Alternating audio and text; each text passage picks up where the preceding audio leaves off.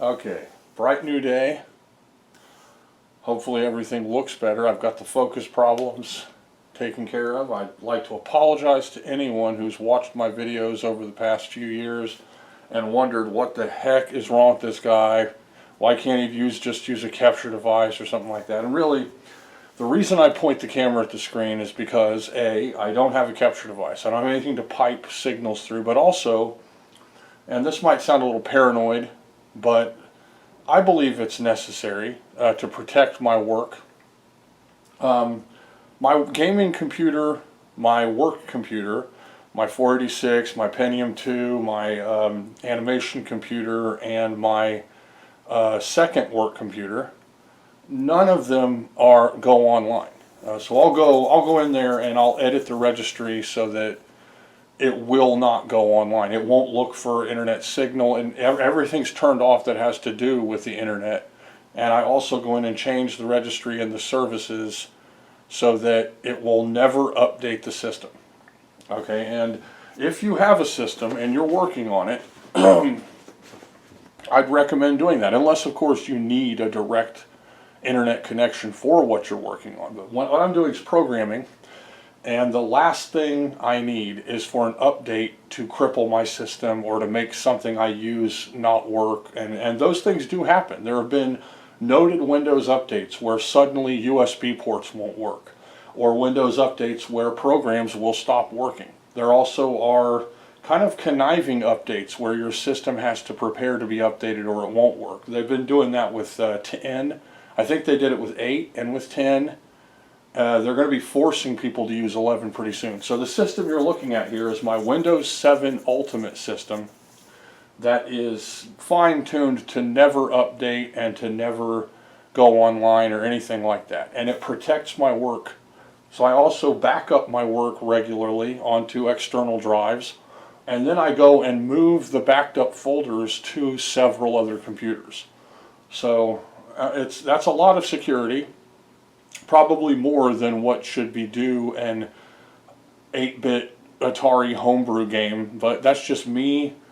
And also for gaming, when I play video games, I don't play online, get smack talked by 12-year-olds, get bumped off servers, get botted out to where I'm in insane levels of frustration. I will never be interested in that. I mean, I'm a Sega Genesis lover, play Nintendo games, I like 8-bit computers. When I play a game, even if I play Resident Evil 2 Remake, it's offline with no internet connectivity, nothing like that going on. I'll use a Steam emulator from a packer before I'll use Steam. Anyway, so also, I've been getting comments and communicating with a guy on here. He commented named Furroy, so a shout out to him. When he first said I inspired him, and it feels really great. I gotta say, like, the best thing ever. I said this too, like, my reward isn't really a lot of money or much of anything, but when somebody says that I inspired them, that's really awesome. Now, of course, my reward is my kids love my games. I've got a son and a daughter that think it's cool that I program Atari games, and they know that I'm, a weird musician, Papa. Anyone who's watched my videos, which a few you guys out there probably watched them. I make huge, boring videos with a lot of blurry weirdness, poorly edited, and I yammer on constantly, like I am now. And you know that I wake up at like 4 or 5 in the morning, and I'm making lunches for my kids' school down in my kitchen downstairs. I get them up at 6:30 a.m. I get them out the door at 7:15, and then they're getting on their bus and going to school. Then I do dishes, I clean the kitchen, I clean the oven, I prepare food. I make dishes that get refrigerated and stuff for later. I plan grocery lists and things. I clean and straighten out and do little odds and ends. I feed guinea pigs, I monitor a snake, just little stuff like that. But also, I play music. I'm a musician and a guitarist. I play keyboard, I play drums occasionally, I play bass guitar, but it's been a while on that one. And I'm an old school computer and video game enthusiast, so I might play some Sega games or Saturn or Nintendo, Master System. I'll play some Commodore, Atari 8-bit computers, and I have all the real hardware. So when I say I'm an enthusiast, I'm not cracking open the latest emulator on a PS5 or something. I don't even own a PS5. The last PlayStation I owned was a PS2. You know, my kids have had lots of systems like PS5 and 4 or whatever, and Xbox One, stuff like that. I stopped around the, you know, Xbox PS2 era with the systems for myself. So, but what Furroy actually is, you know, I thought when he talked to me and said, "Oh, you inspired me," in my mind I'm thinking, you know, and this is, you know, you're usually right. When you have those first inclinations of thought, sometimes your instincts are correct, but sometimes they're not, right? So I think this guy, he's going to try. He's new to video game making, and he's been inspired by me to try to make a game using Visual Batari Basic. That is actually not the case. He has experience in programming in Basic, but also in assembly, and has made programs for other systems, 8-bit computers, and so I have inspired him to try to make games using Visual Batari Basic or Batari Basic, and he actually he does things differently than I do. His approach in Basic is different than me. So I can try to help him, but my methods are eccentric. For instance, if you want to learn just simple basic with Visual Batari Basic, there are places for that. And I'm good for it too, but my programming is more video game centric, but also it is eccentric. So I'm in it to make a specific type of game. I want to make 3-colored sprites. I want to make 3-colored or more color backgrounds. I want to have animated and interactive backgrounds. I want to make things that at first glance will more resemble a Atari 8-bit computer game or a Nintendo game or maybe a 7800 game. And I've been told that my game looked like a 7800 game. I've been told several times that my games look incredible considering it's a 2600. So that's what my goal is. Okay, so to update the game, what I've done recently is I've added sound. I've made it so the character can move on every screen. I've made it so that there is interactive moving environments. I've got interactive kind of crowds and characters. And I've also added random signs to the background of one of the stages. So anybody new who hasn't kept up with the first few of this, I'm making a wrestling game for the Atari. I've went ahead and locked in the reticle. I've fixed the sights. This game I'm going to work on into completion, like I did with Yeet Fighter. So, and this is coming along quickly. So once I reach the hard stuff, this is going to be more complicated. But right now we're just in the basic building block structure. So what I'm doing here, and this is something for anybody new, I have my Visual Batari Basic open. I also have my Batari Basic command reference HTML file. I've got my notepad with the last backup of the game as I'm working on. You want to be able to revert. And my folder with graphics ready to be added or edited. And the last graphics I edited were actually signs. And the signs have been broken into 8-pixel wide chunks. I left the letter areas of the signs open so that the darker background appears through. So these are single color sprites. They are not layered. And then I've programmed a random number generator to pop the signs up at random intervals, and also program them through a timer to move. So we'll look at that stuff. First we'll start out with the game as it is, starting at 0, which will activate the makeshift title screen, which may or may not stay there. Okay. Now I'm expecting this to not get blurry at all. We should have a nice, clean, colorful, bright picture, so the problems with focus are solved. Okay. Here we see the ref, the animation of the left wrestler moving back and forth, and the referee is in a staggered animation loop that is random and staggered so that he will not really do the exact same things twice. Or, well, you know, it'll take a long time for him to ever repeat a pattern. And this is so he's not, you know, robotic or predictable or just one smooth movement. He's, you know, he's moving around checking things out. I hope this is bright enough for you guys to see it. That's my goal, is to have a video where things don't go out of focus and that you can actually pay attention. Okay, now the sounds will likely be manipulated in programming as you do moves, of course, as you do things. Then I will raise and lower the crowd's responses so that the crowd is interactive. When you pick up and body slam them, then the crowd frequency will raise so that it's like more of them, or maybe I'll have it get slightly louder. Okay, and there, you know, this is the beginning of that, and I'm actually using both channels to help to eliminate some of the repetition of the noise. Okay, so we'll go over that too a little bit later, using the audio channels. Now I actually have variables set aside for music, but in this particular case, the sound effects using both channels is okay because there's no music being played at that time.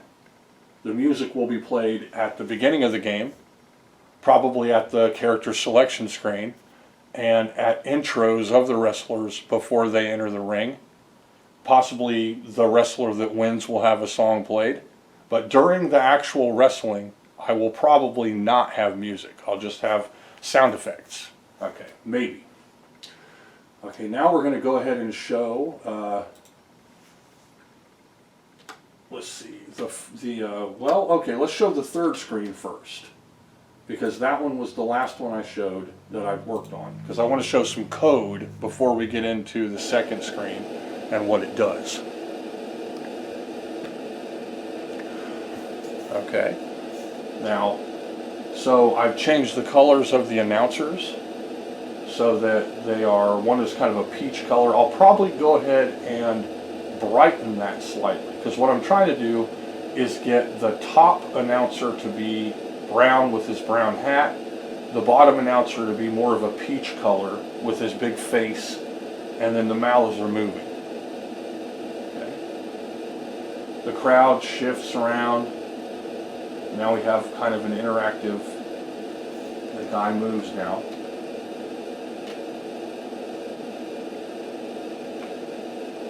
So I can test this out. I can test out longer walking patterns here for the wrestler.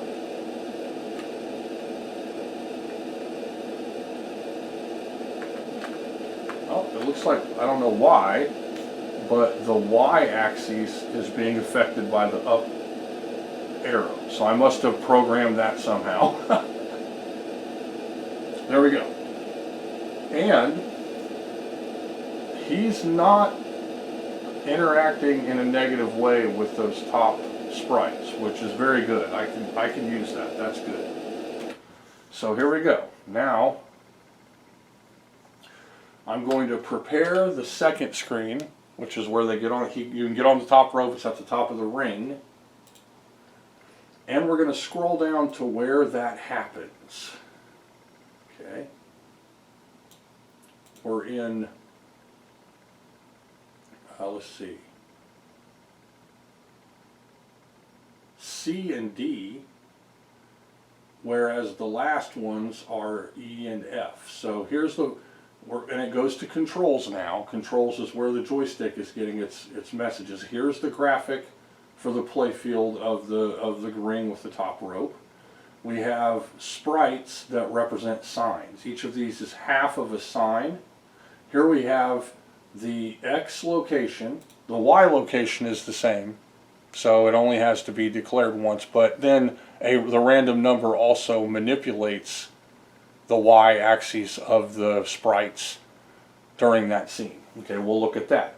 So with ring D, that's the second instance in the loop, where draw screen is used a second time to create the layering, which gives me the third color, which gives me the chance to have extra colors for the wrestlers, or for anything, any sprites or the backgrounds.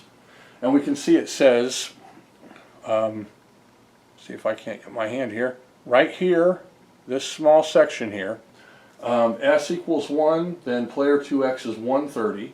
That's the x-axis, and it's to the far right of the screen. S equals 2, 3, and 4. Those are 4 instances for 4 separate signs.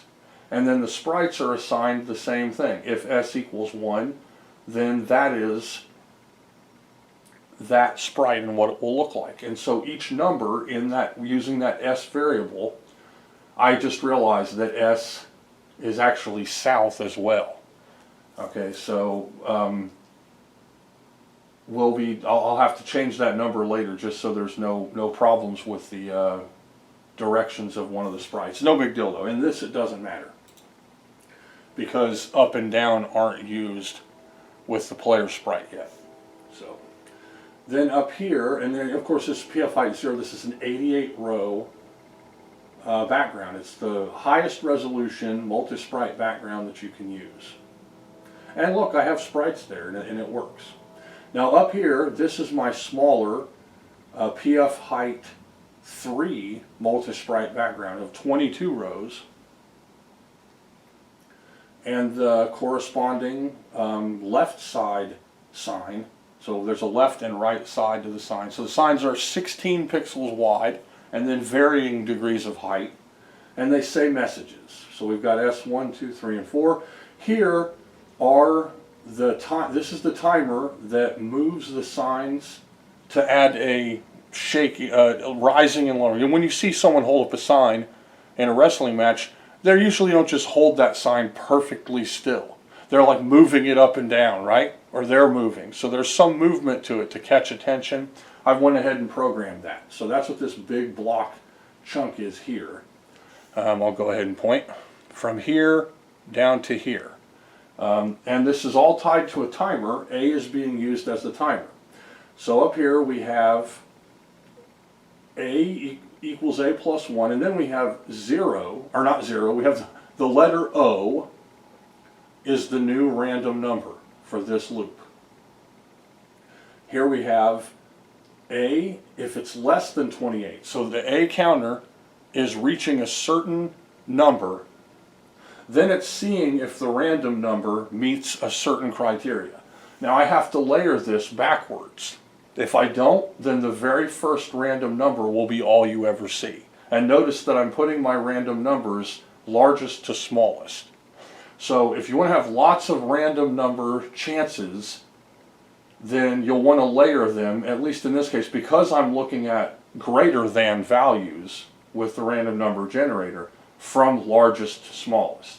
So in this first instance, right here, it's saying if A is less than 28 and O is greater than 240, then A equals 28.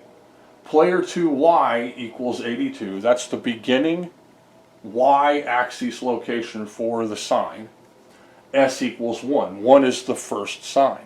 And so we can see that each of those random chances happens to put a sign up on the screen. Now the reason the numbers are different and the reason it goes to 28 afterwards with the A is so that there will be a duration where that sign is up no matter what the random number generator is doing.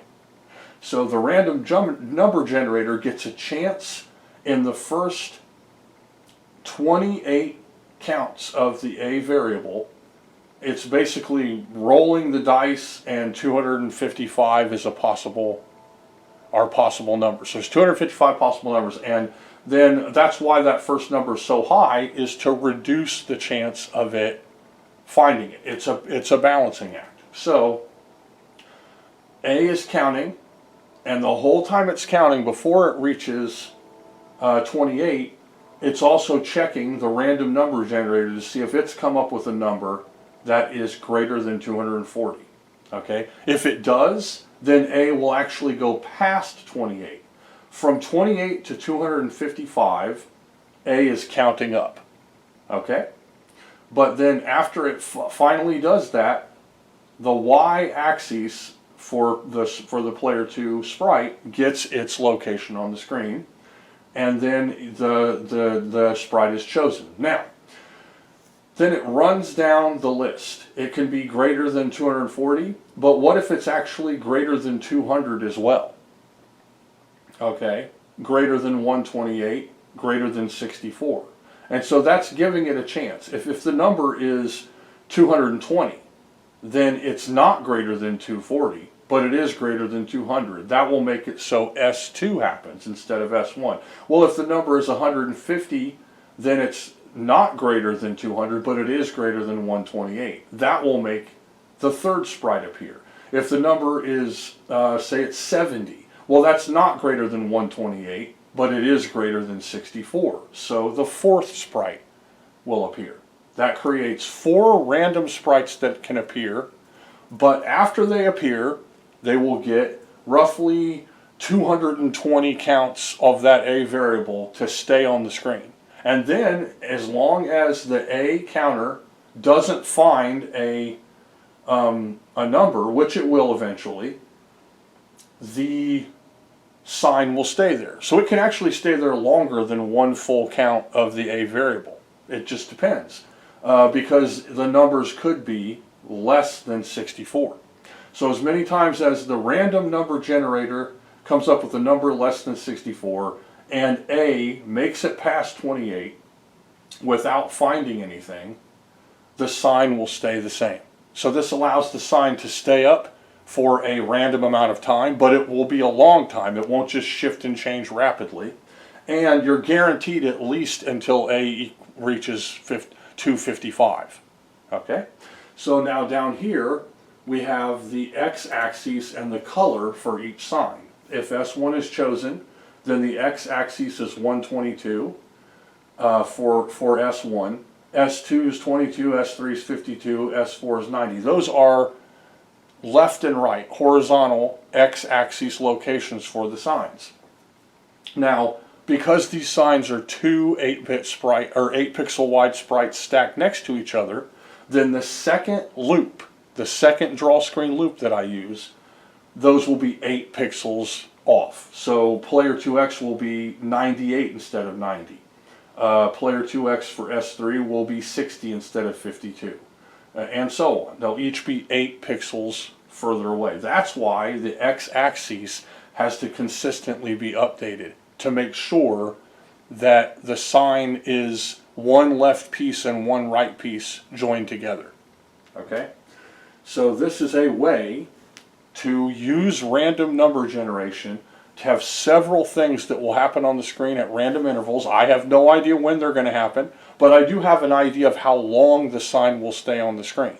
It will be at least a certain amount of time, but possibly more. And I know that they'll change, and I know that you'll get a chance for all 4 of those signs to appear at different times, and you have no idea when they're going to appear or exactly how long they're going to be up on the screen.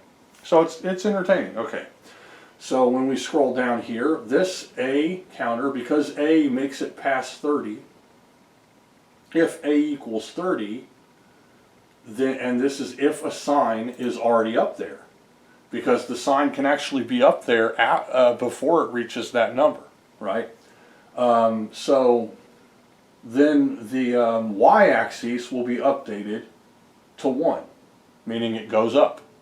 But then when it reaches 62, it will go down. Or when it reaches 34, it will go down. When it reaches 62, it will go up. 64, it will go down. Those are all pauses in between the sign raising up and lowering. So the sign will raise up, and it'll stay up for a few counts of the A variable, and then it will come back down for a few counts of the A variable. Once it goes past 170, which is getting pretty close to the limit for the A variable, then it will stop. So there's a little buffer space there where the sign will kind of sit still. Okay? Now I've explained it. Down here again, here are the second X locations to make sure that the second sprite is right next to the first sprite. Oh no, no, we're getting some blurring. I don't like that. Don't get blurry on my screen. No, you're not allowed to get blurry. If it was getting blurry, I'm sorry. This is in controlled focus. This should not be auto-focusing at all. So it's not supposed to be blurring. I don't know if it decided to do autofocus again on me, but if there was blurring, I apologize. So now, we're going to run the game, and you'll see everything I just said happening on the screen. Okay, I'm going to zoom in just a little, just a hair.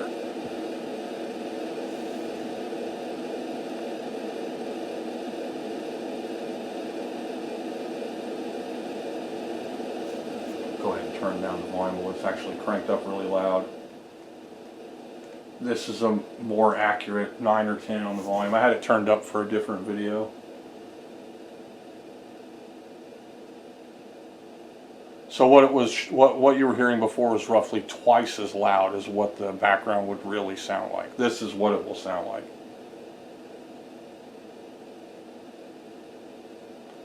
And I'll just let this run for a few seconds. Now, the controls are hooked up to all of the screens for the wrestlers, but I don't have it programmed for him to jump or fall off the rope. So if I move him, he's going to go, there we go. And when I press up, that actually messed with that axis for that sign. So I've jumbled something up for the second sprite, which needs to be fixed. It's okay though.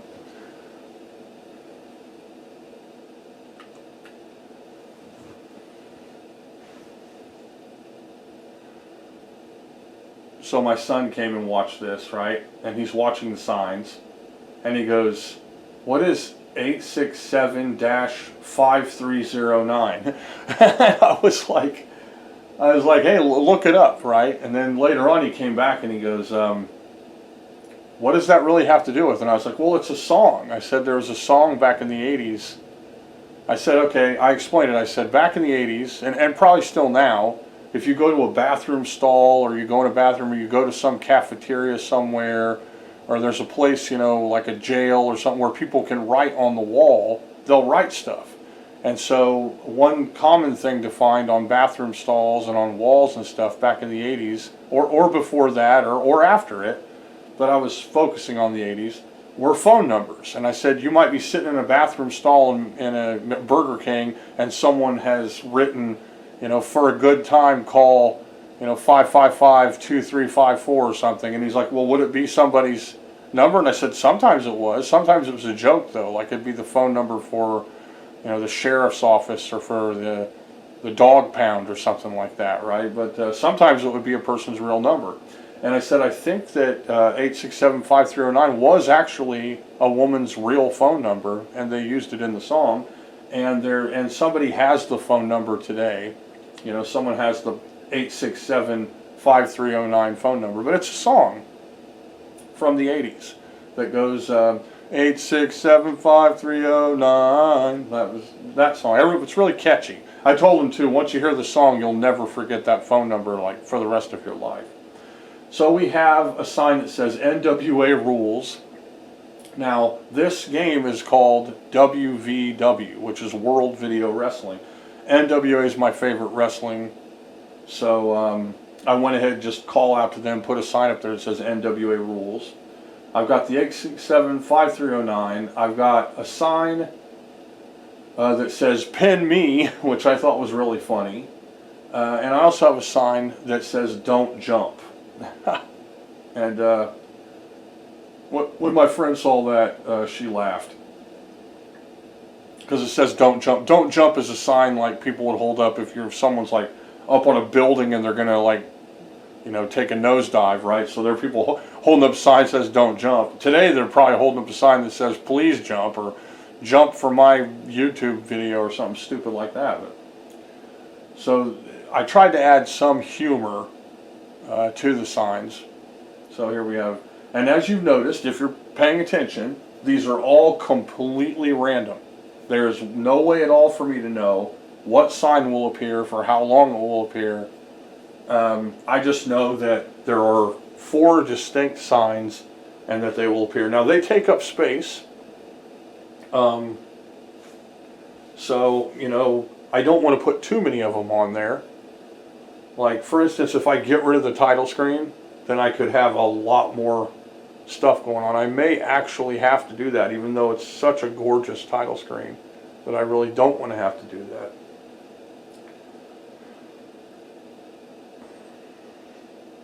Now, with the sound, I went ahead and put both channels for this sound, and that's because if you run the closest thing to a crowd noise, like the white noise of a continuously, you know, talking crowd of tens of thousands of people, like a sea of noisy people, on the Atari, it adds like a constant pulse. So you get it and it goes shh. And so to defeat that pulse, I added a second channel of noise that kind of masks that vibrational, beating, pulsing kind of sound. And it's almost there, but I think I've done a pretty good job of leveling it out.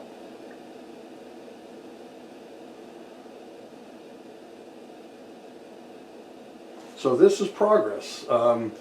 So next up, I will be adding movement to the second wrestler. Okay, you want 2-player, I want 2-player capability here. And then after all of the moves have been programmed for the 2 players wrestling with each other, then I will make a tiny AI kind of mess of random number generation that will take over the controls if it's a 1-player game. And I'll have to make kind of a story, you know, where if you pick a wrestler, then it will set you on a pathway of taking on a row of wrestlers. And I'd kind of like this to have maybe some randomness to that. Maybe I can make it random there, so where you have no idea what wrestler you're going to fight next in the game. I think that would actually be fun. I didn't do that with Yeet Fighter. In Yeet Fighter, the pattern is the same every time, and for a reason. But in this one, I think it'd be neat if you just got in there and fought and you have no idea what wrestler's going to fight you. That would be cool. And also, I think it'd be neat to make it so every wrestler has kind of their own set of moves. Like make one do a flying elbow, whereas the other one would do a flying drop kick, or another would do a suplex or something like that. You know, like just change up the moves so it's not just a whole bunch of the same wrestler with a different look but the same moves. I'd like to avoid that. Also, again, I said this in the last video, I think the colors might be slightly dark, but I think today I'm going to be trying this out on real hardware on a TV, just to see what kind of van damage we've got here, and whether it will even be stable or look okay on a real television. But this is a normal multi-sprite 32K bank switching game, meaning that if I choose to produce this game, all I will need are blank chips and PC boards, and of course cartridges, and whatever it takes to make manuals, possibly boxes if I want to go that far. But my point is, there's no excuse for this game to not be able to be produced by those guys out there that produce games. The excuse before was, we can't do super chips for a reasonable price. Okay, but in this particular case, this is not a super chip game. So that excuse won't work on me this time, guys. So, okay, let's see here. Random, that's me right there. Random numbers. And now, I didn't see it going out of focus at all earlier. And, you know, I'd really like this thing to not ever go out of focus. So, I think it's pretty stable now. What I did was I searched all the settings of the camera, and I found one that said that I controlled the focus. Then I turned it on, but it still was getting blurry. But then I went into the settings of that mode, and it had an autofocus choice within it, and I turned it to manual focus, and immediately it didn't get blurry. So I'm hoping that that will make it so that the getting blurry is cut to a minimum or possibly eliminated. I can't have it. Okay, so the sound. I'll go ahead and just show that real quick. I went ahead and put it at the beginning of the game so that it would fit in all of the different scenes, but it can be manipulated, of course. So we'll just run back up to the beginning where my controls are, and we'll see that the first fight here, this red line, I don't think it's getting blurry. I got to keep checking here.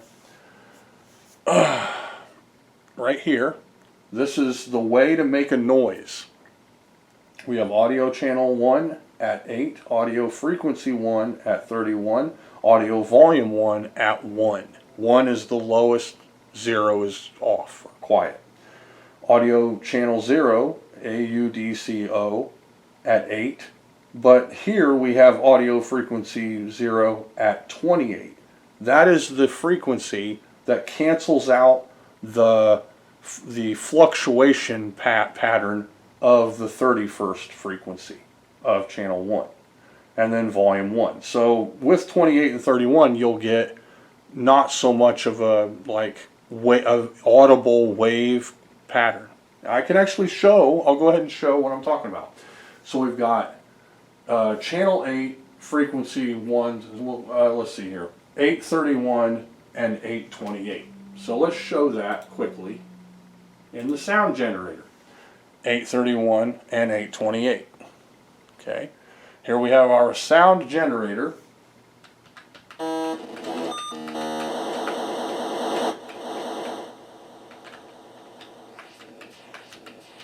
Getting 31 can be a challenge. So it's volume, I guess channel, and then frequency. So let's turn this down.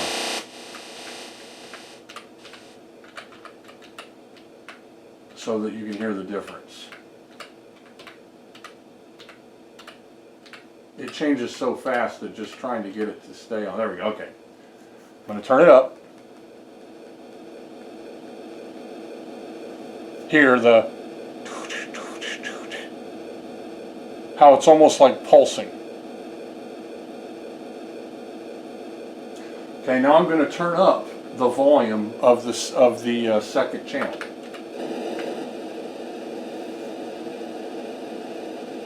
Hear how that pulsing is kind of shaded over? So that's making it so I don't have that clear, audible, discernible pulsing, which is not characteristic of a white noise massive crowd of people. So there we go. Now if moves are happening, briefly that's going to fluctuate, but only for the duration of the move, because one of the channels will be doing the sound effect for the move. And that'll be fine. And basically it's a free sound effect. And then what I'll probably do is have a period where one of those channels either raises in frequency and volume or lowers to, the lower they go, the higher it is. So if I go up here, I'll turn this off. Now listen. Hear that? So I can go there when they're there. That's them cheering even louder.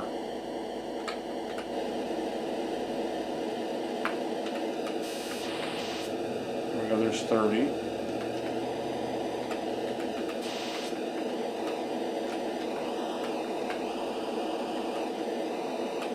So it's kind of like a crowd. It's close. It's the closest thing you're going to get on the Atari. And I've heard some sound effects for wrestling games that are okay. This is just throwing it out there. It can be manipulated. Now, so later on, those sound effects will be changed based on what's going on in the game.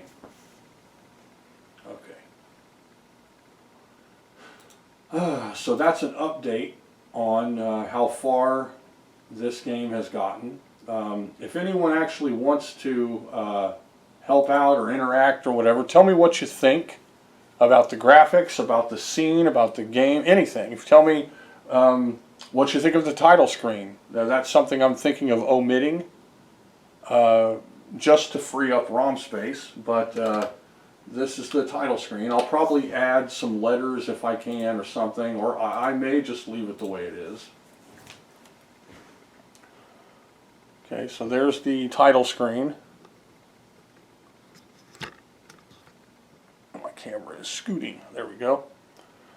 And it's WVW, World Video Wrestling. It's got a big Roman numeral 1 like a pillar, the planet Earth, various flags to represent that it is a world championship, and some stick figure wrestlers on the plates on the edges of the belt. I think it looks great. I think it looks like a real championship belt. And this is I think a 44 row multi-sprite mirrored playfield. The 88 row would take up more ROM space but also look much better. Everything would be considerably thinner, but omitting it would free up some space, big time. So I mean, I could easily just, you know, look up how much space it would free up, but suffice to say it would free up quite a bit of space. And then if I hit the button, there we are, we're in that first one. I'm going to go ahead and turn this down to what I would expect the sound level to be at.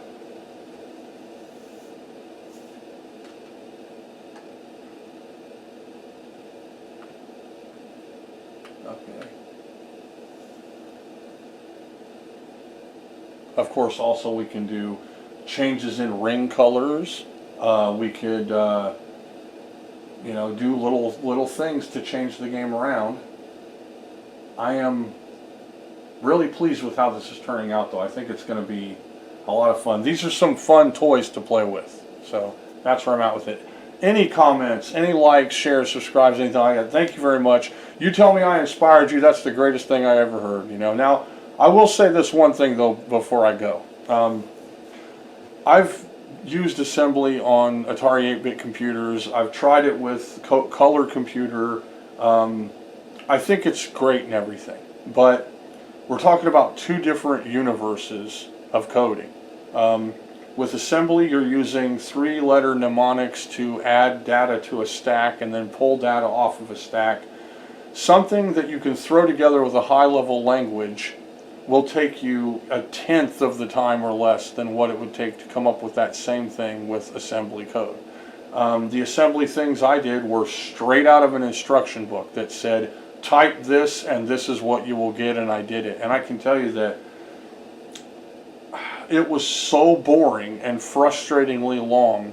It took so long to get anything done. I made it was like a sprite making program where you could have a little dots appear on the side of the screen that you picked, and it would make it into a sprite or something. And then another one that showed player graphics on the screen and 2 missiles, and you could move them around independently. And I mean, I am not even joking with you.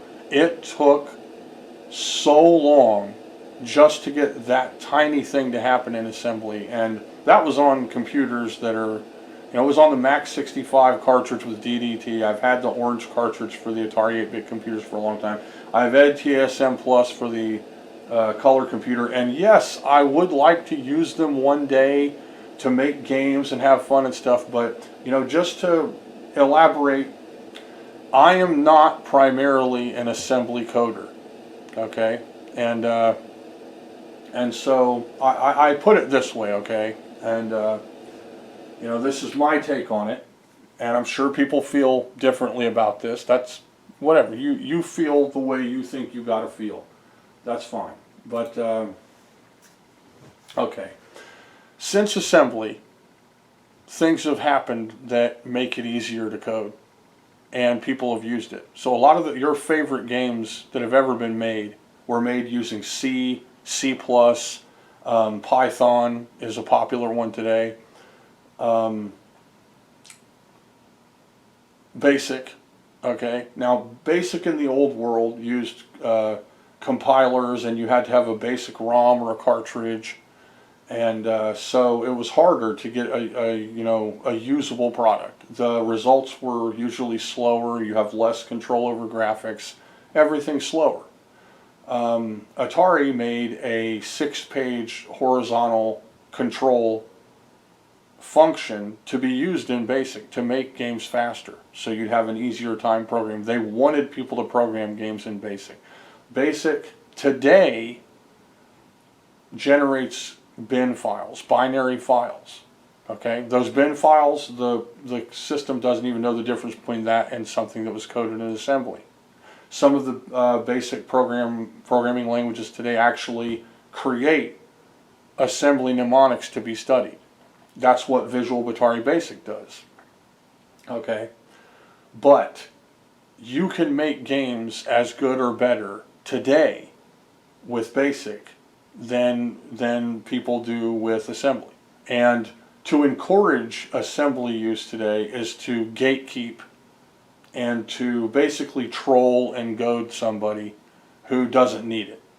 And so I will explain how I feel about BASIC with regards to the Atari 2600. Okay, it's like this. Okay, it's like two guys are building cars. Okay, the first guy, he knows how to build an engine.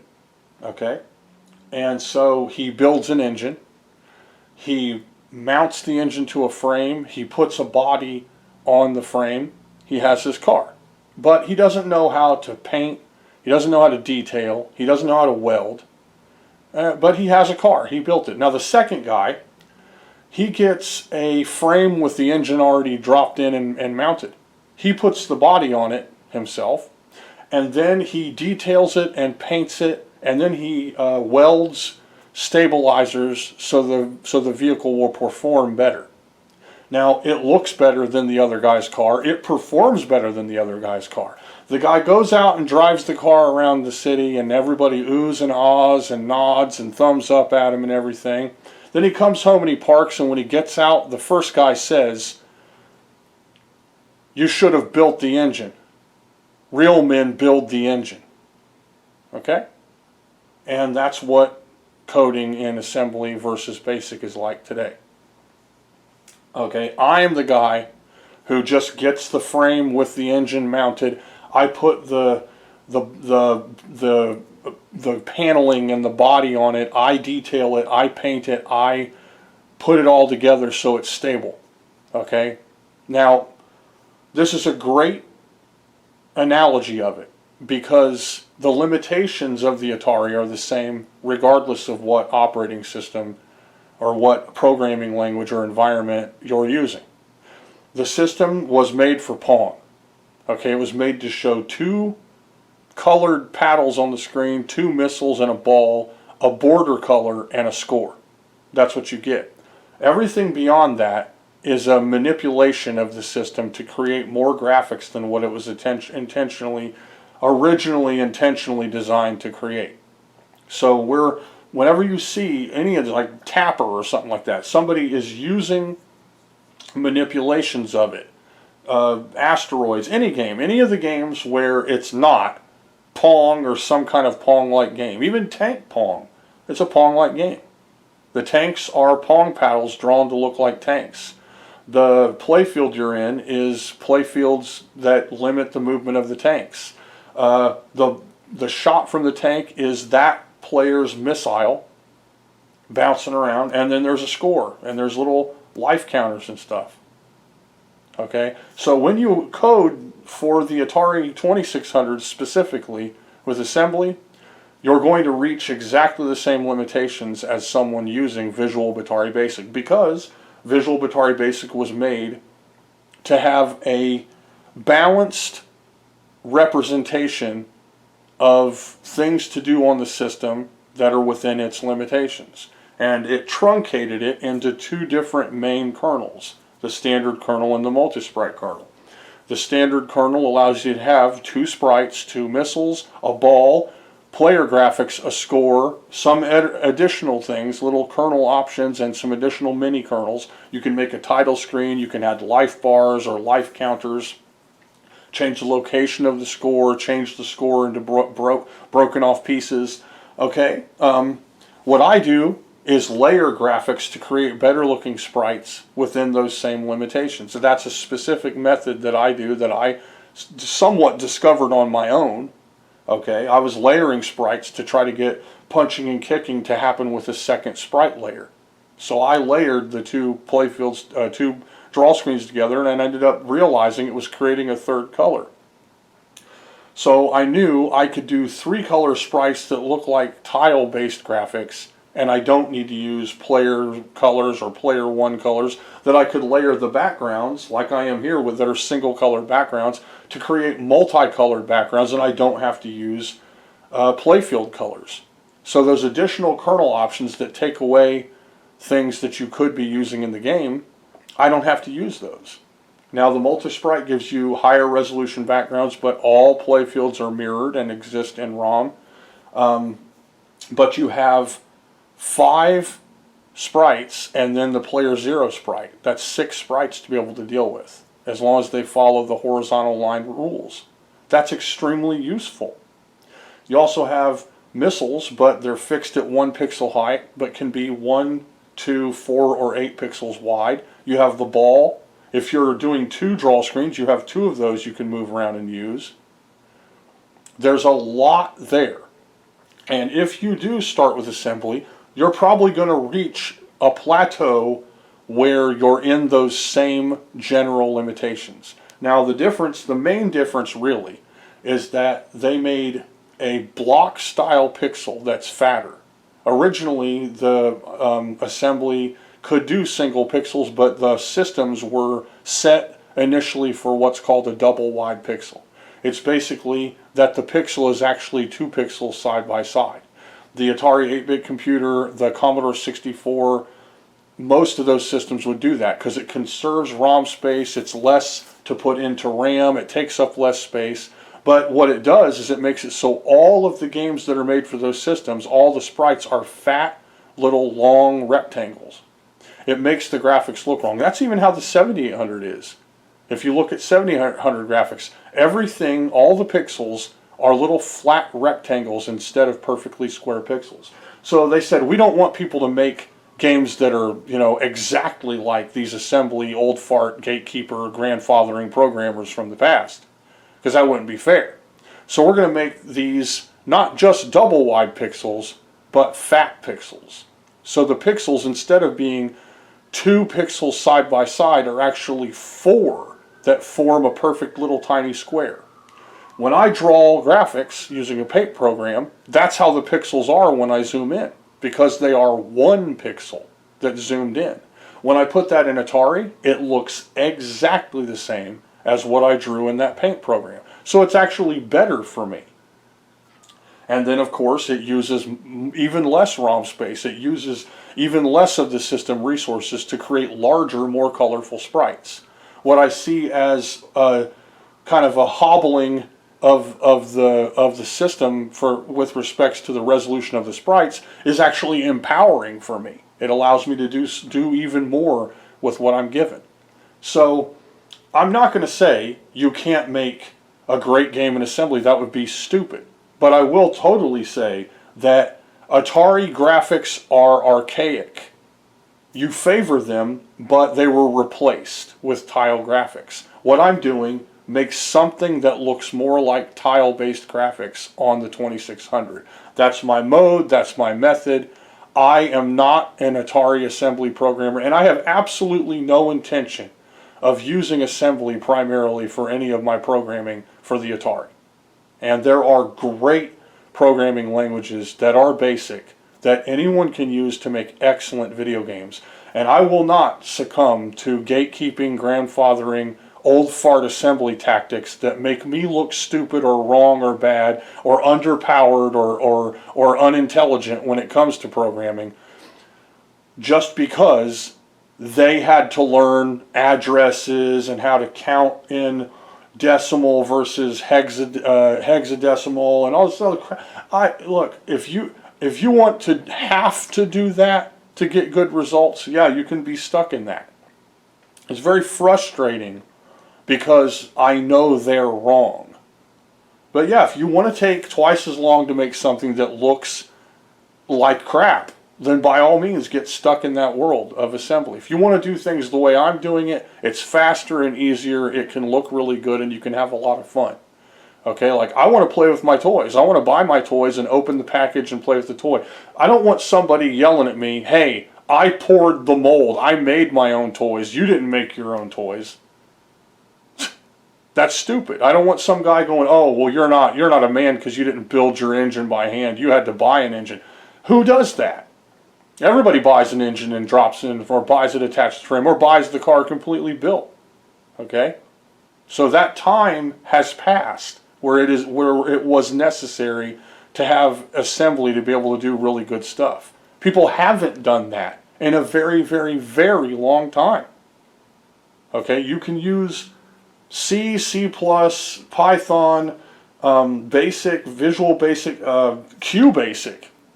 There's guys out there using QBasic that are making literal pixel perfect identical Galaga or Pac-Man or Donkey Kong, and they're using BASIC. And then the way that compiler is today, it makes a binary file. That computer does not know that that game was programmed in BASIC. If I showed you the game, you would not know that it was programmed in BASIC. So it's time for that old idea that BASIC is broken and useless to die. BASIC is completely powerful and functional, and it's also extremely easy to use. It is the easiest programming language to use. That brings me to another point. There are deficiencies in Visual Batari Basic, things that it can't do. If you're trying to do big feats of mathematics, it's probably not going to work. Yeah, what I do, I've programmed 3 games now, and I'm working on my 4th game, and I have dozens of demos and mock-ups and stuff, and they all use math to show what the system can do. And I have never had to use anything other than plus or minus, add or subtract, for any of my variables. In video games, what you are doing is putting graphics up on a screen, and then you are moving them around. You can collide them together. You can interact with each other with them using variables. Okay? I'm not making a graphics calculator for somebody to determine exact curves based on ellipses and stuff like that. That's for something else. That's for someone else somewhere else. Okay?